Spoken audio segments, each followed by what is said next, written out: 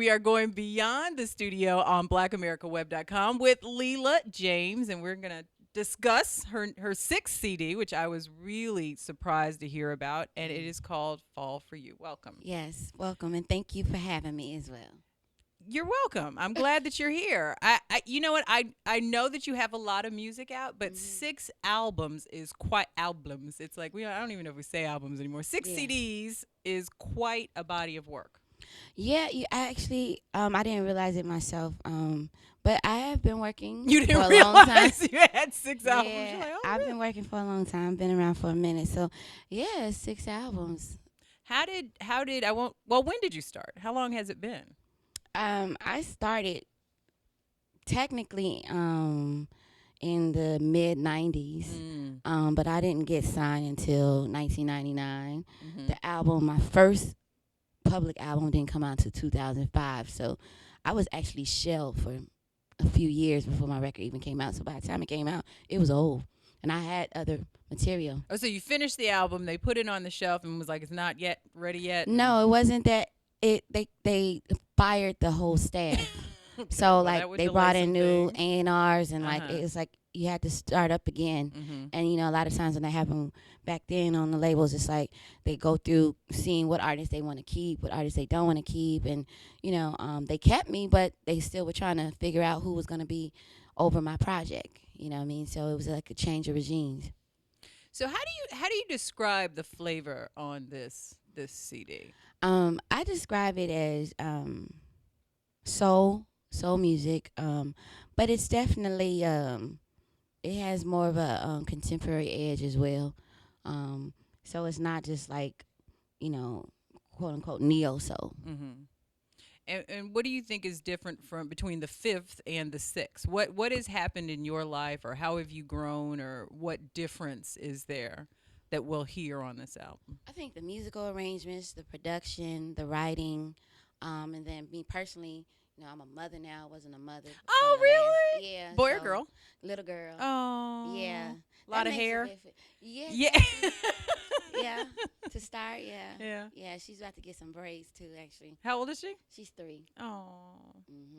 So, I think the difference is definitely just the personal growth, and then it carries over into my creative growth. Gotcha. So, what is your advice? Because you've been able to stick to your distinctive sound Hmm. for your career, and I think a lot of people, fall under the influence. They need to sound like this person, or they need to sound like this trend in music. How have you been able to? And what advice would you give to those who are, looking at you like, how did you do it? I mean, it's been a rough road, but to me, it's really important to stay true to yourself, and you have to define yourself. Otherwise, people will define you for yourself.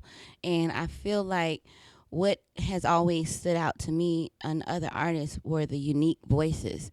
There's no one that sounds like Aretha Franklin. There's Mm. no voice that sounds like Gladys Knight. So, you know, um, I think it's important to make sure you are distinctive and not necessarily try to fit into the format of what everyone sounds like, because how do you know, differ from the next one if y'all all sound alike? What makes you What special? makes you unique and special? Hmm. So let's talk about R&B divas. Let's talk about R&B divas because I've talked to several people who have not just necessarily R&B divas, but who have gone into reality TV and they've gone in with I'm gonna just be me. They can't make me crazy. I'm not gonna bring the drama. And then after, the Kelly Prices and the Chrisette Michelles are like, what in the world Yeah, happened? yeah. So what are your thoughts on reality TV and your experience more specifically on R&B divas? Well, my experience so far has been good. Yes. I think I'm just very much so grounded and rooted in who I am, and I do still stand on I can't be anyone but me. And the cameras in can only capture what you give them. So Well, we always hear they edit and they do post edit, but they and only edit what you give them. So I mean, they might put it someplace that you might not have said it, but you said it. So I mean, it is what it is. You just have to be mindful of all of those things. But I think the cameras only capture what you give them. Was there anyone that surprised you for their with their behavior? Yes. And who would that be? I'm not gonna speak. Just keep watching the show. Are you gonna speak it on the show? No, Or are we it's just just gonna see that facial expression like that you'll see that, and it all makes sense. But I mean, I think it was surprising for a few of us. We were just like, "Wow, you're a little too old for that foolishness." So what advice do you give to somebody who's interested in reality TV? I mean, how do you cuz I think that and especially with a cast of women, I think there's a lot that comes out Mm. just in the relationships, and then to add on that you're, entertainers, Hmm. and some have a flair for the dramatic. What advice do you give? Again, I just like being honest and true to yourself, and you know, if there's things you wouldn't do or say in front of your mother, then keep that in mind when you're on camera and just approach it the same way. It's like again, I don't I've never bought into the whole like Hollywood and how Right. people put on airs. So like it doesn't really affect me because I'm just like whatever. Like we all bleed and go to the bathroom the same kind of way. So I just be myself, and I just feel like if people were a little more down to earth, then they wouldn't get like so wrapped up into what seems to negatively come with reality TV because it doesn't have to be a negative experience. It's what you make it, and Very for true. me, it was all good. Very true. And speaking of the earth, let's talk about the gardening thing, Yeah. because I think that fascinates most people. Really? Yeah, I think it does. I think it It's funny, does. me and my singers, we all like flowers. Like, it's just, we're into that. I don't know. Yeah, well, I like flowers too. I don't necessarily plant them Yeah, from well, seeds yeah. and watch I them mean, grow. it's just I guess it's to each his own. It's a hobby for Hmm. me. I grew up watching my aunts do it, so I kind of got into it, and it's just fun. I mean, as a kid, we played in dirt anyway. So this, then now, as I'm older, I like to see plants grow, and when I realized that I could grow my own vegetables and things like that, that was exciting because it's cheaper.